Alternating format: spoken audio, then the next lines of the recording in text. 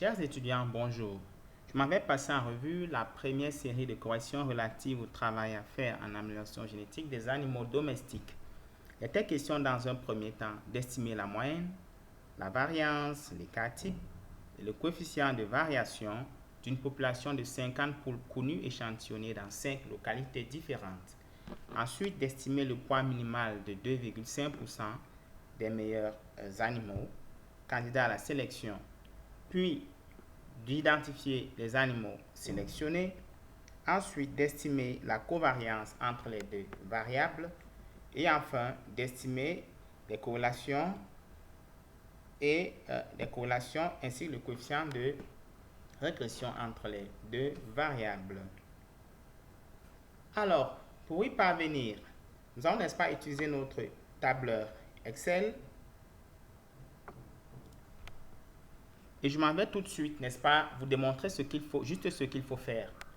Alors, pour la moyenne de x, ce que nous faisons, nous allons insérer égal, ça c'est le langage, n'est-ce pas, du logiciel. Ensuite, nous allons sélectionner la fonction ici qui est la moyenne. Moyenne. Voilà, c'est fait. Ensuite, nous allons sélectionner la plage de données moyenne entre parenthèses. La plage de données qui va ici de B, B2.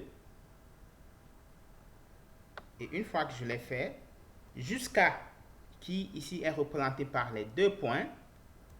Et enfin, la fin de la plage de données qui est F12. Et je ferme, n'est-ce pas, la parenthèse et je valide. Là, j'ai ma moyenne. Alors, pareil sera, n'est-ce pas, fait pour l'écart type. Alors, un détail. Pour l'écart type, je m'en vais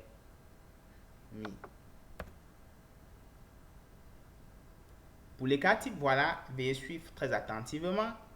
Égal, écart type. Là, j'ai trois propositions. Alors, je m'en vais choisir l'écart type de la population parce que j'ai plus de 30 observations.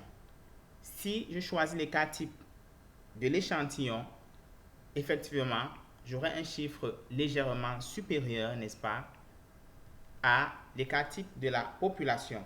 Ce que beaucoup ont fait et ont dû rater. Donc, je m'en vais, n'est-ce pas, choisir l'écart type de la population. Je m'en vais choisir ma marge de données, c'est-à-dire de B12 jusqu'à, c'est-à-dire 2 points, et F12, voilà, et je ferme la parenthèse. Et j'ai mon écart type de la population qui est, n'est-ce pas, 297,0937. Alors, pareil sera fait pour l'estimation de la variance. Maintenant, pour l'estimation du coefficient de variation, j'ai la formule. C'est égal à l'écart type standard de la population que je m'en vais sélectionner, divisé ici est représenté par la barre, et ensuite la moyenne des observations. Et je valide, et là j'ai mon coefficient de variation. Maintenant, nous allons calculer, n'est-ce pas, le poids minimal des 2,5% de candidats à la sélection. Alors, comment représenter cela? Nous avons aussi la représentation de la loi normale de notre distribution. Bien, rappelons qu'elle est symétrique, c'est-à-dire 50% des observations de part et d'autre de la moyenne. Alors, la loi des 3 sigma nous dit qu'à 95% des observations, nous avons la moyenne plus ou moins 2 sigma de part et d'autre. Bien, rappelons qu'ici nous sommes intéressés par les plus performants. Donc, nous serons intéressés juste par les extrêmes vers la droite. Très important. Alors, nous avons ici en rouge représenté notre sous-population d'individus sélectionnés. Et alors, leur moyenne va donc être calculée de la façon suivante. Pour s'y faire donc, nous allons calculer cette moyenne de la façon suivante. Nous avons, n'est-ce pas, la moyenne que voici, à laquelle nous allons ajouter et non retrancher. Nous allons ajouter, puisque nous sommes intéressés par les extrêmes droites, nous allons donc ajouter 2 écarts types standards.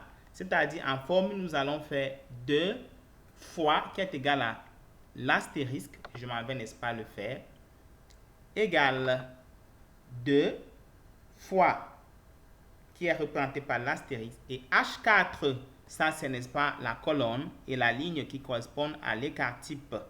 Alors, j'ai donc les deux écarts types que je vais donc ajouter à la moyenne pour avoir 1718,0077 grammes. Donc, ma moyenne minimale, autant pour moi, le poids vif minimal sera égal à 1718,0074 grammes. Ici donc, représenté.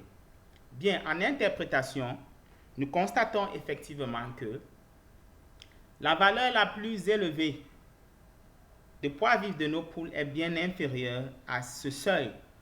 Et en conclusion, aucun des animaux ne sera retenu, n'est-ce pas, pour la sélection.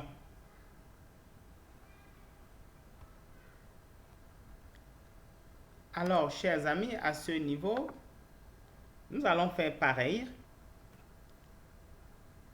que ce qui a été, n'est-ce pas, respecté pour la procédure avec les poids adultes. Je m'en vais essayer juste pour la moyenne et vous allez déduire pour le reste. Donc ici, nous avons égal moyenne que je m'en vais saisir. La plage de données jusqu'à, permettez-moi d'étendre pour que vous puissiez bien voir. Voilà. Et la dernière plage. Et là, j'ai la moyenne. Donc, vous aurez la variance de Y. Et pour le coefficient, pour la covariance X entre X et Y, autant pour moi, vous pouvez extraire directement la formule en utilisant votre tableur Excel, en prenant le soin, n'est-ce pas, de choisir les deux plages de données que vous allez séparer par le point-virgule. La première plage de données correspondant à la gamme des poids vifs adultes et la seconde plage de données correspondant à la gamme des poids vifs à 3 semaines d'âge.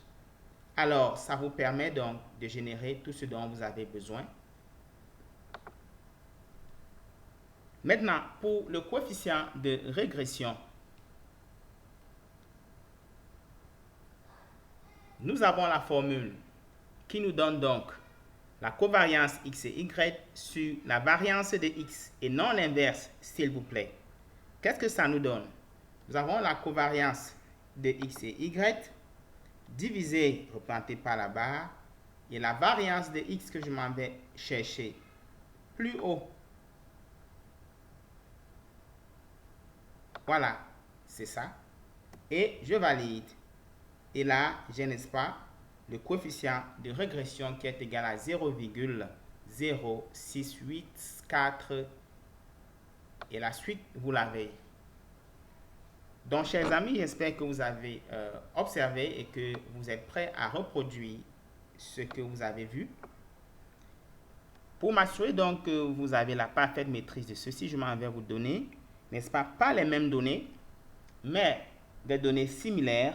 Il sera question que vous puissiez résoudre le même problème. Cette fois-ci, vous le ferez tous, n'est-ce pas, avec notre tableur Excel, tel que démontré ici. Sur ce, je vous remercie et à tout à l'heure.